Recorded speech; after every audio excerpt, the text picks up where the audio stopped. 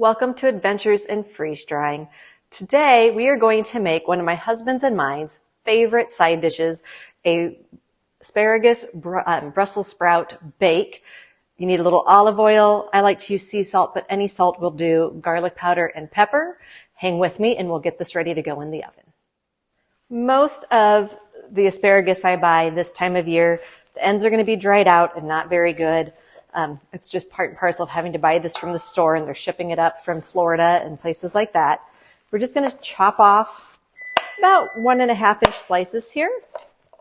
And I put plenty of those ends just in my stuff that's going to the compost bin. And we're putting this in with the rest of my asparagus and Brussels sprouts. I have about 1 pound of each that I went ahead and prepared most of it already. But that way you're not watching me prepare this all day.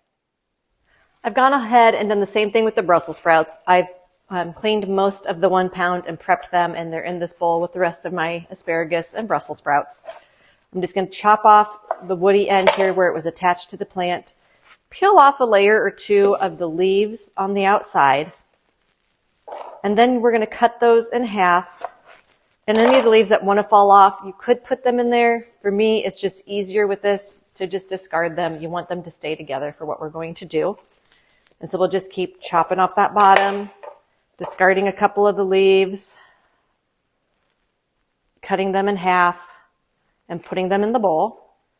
And then we'll move on to making the dressing we're going to put over the Brussels sprouts before we bake them. I have all of the asparagus and Brussels sprouts in a smallish size mixing bowl. I'm going to add and start making the dressing here to put on this, starting with 3 tablespoons of olive oil. Next, I'm going to add just some salt and pepper to taste. I have made this enough times. I know about how much I want. This is something you might want to play with to make sure you know how much you want. I'd say anywhere from a teaspoon to a half tablespoon, depending on how salty you want this.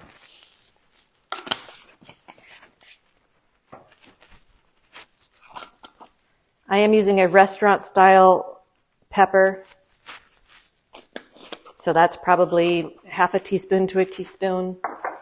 And then you want about half a tablespoon of garlic powder. This is my homemade freeze-dried garlic powder, so it is a little bit stronger, but I still like having about the half tablespoon of garlic powder in here. It gives it really good flavor. So I'm going to go ahead and stir up my dressing really quickly. We're going to dump that over the asparagus and Brussels sprouts. Make sure I get all of it out of my container I just mixed that up in. And then we want to stir this up to try to coat everything.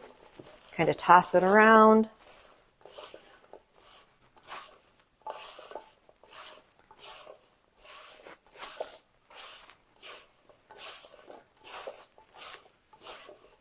And then it's time to get this on our baking sheet. I am using a pretty large baking sheet for this. You could do this on 2 smaller baking sheets if you wanted to. There's no right or wrong here. And I had my oven preheated up to 425 to be ready for this. And I'm going to take the Brussels sprouts and make sure they are cut side down. Now, if you have really large Brussels sprouts, I have quartered them before. And you still just want to try to make sure that one side is down. As I come across any leaves that aren't on my Brussels, I just kind of put them on top of a Brussels sprout. Or you can also just put them aside. Now that they have oil on them, I would not put these back in my compost bin because of the oil. Now that I have this spread out, trying to get most of the asparagus touching on the pan if we can. If it's not all sitting on the pan asparagus-wise, that's okay. But you do want every Brussels sprout to be face down on that pan to get the most out of it being in the oven. And then we're going to go ahead and bake this at 425 for 12 to 15 minutes, just until those Brussels are getting browned when we pick them up. You don't want it to burn, but a little bit of browned is very good for flavor. So we'll see you when this is coming out of the oven.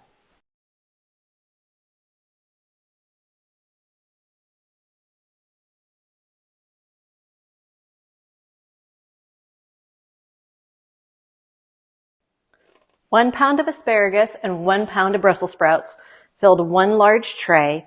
Because of the oil I added to this recipe, I did put parchment down to help just kind of absorb a little bit of that oil. This is not going to be long-term storage.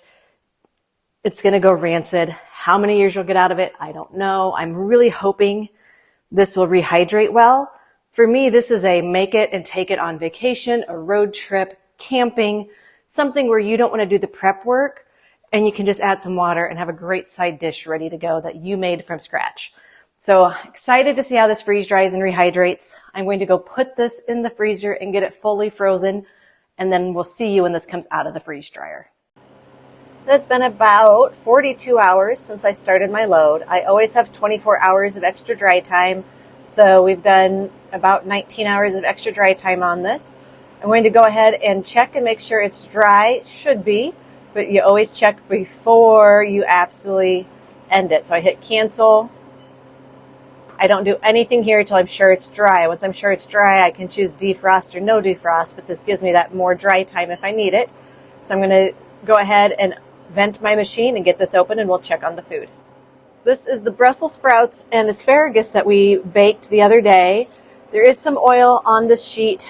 Like back here, I can see there's oil on here, so I don't know how long term this will be, but all of this just feels like styrofoam. It's light and airy, and yeah, no cold spots in this, so this is definitely done.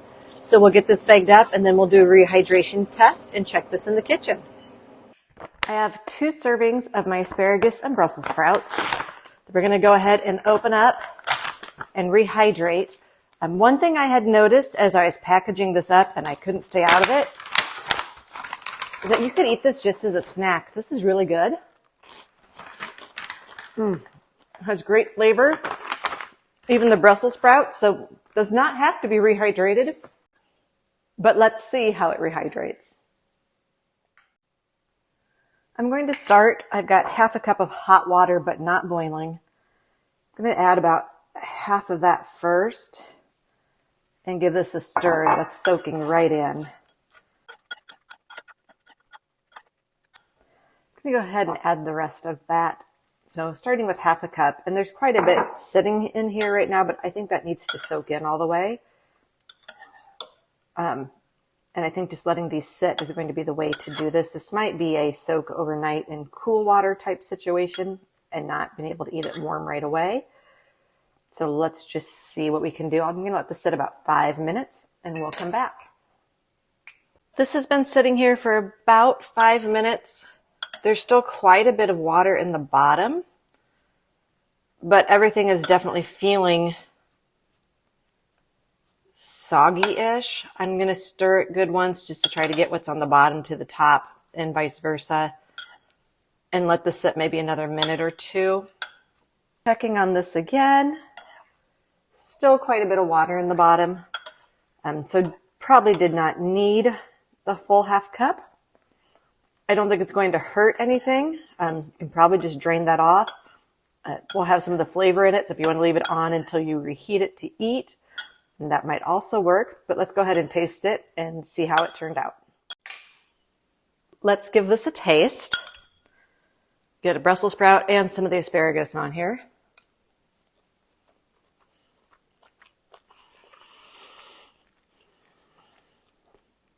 The asparagus did fine. The Brussels are super mushy. So could be I overhydrated. Could also be this is better just not rehydrated and eaten like a snack. So I'm not going to give this a thumbs up on rehydrated.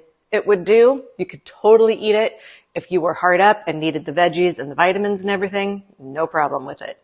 Does it taste just like you made it? No, it does not. Was it amazing freeze-dried and crunchy? Absolutely. So it depends on what you're making it for. We'll call this a partial win. I plan to make more to just eat as like a snack in the car. A lot healthier for me than potato chips. Until next time, thank you for joining me on Adventures in Freeze Drying.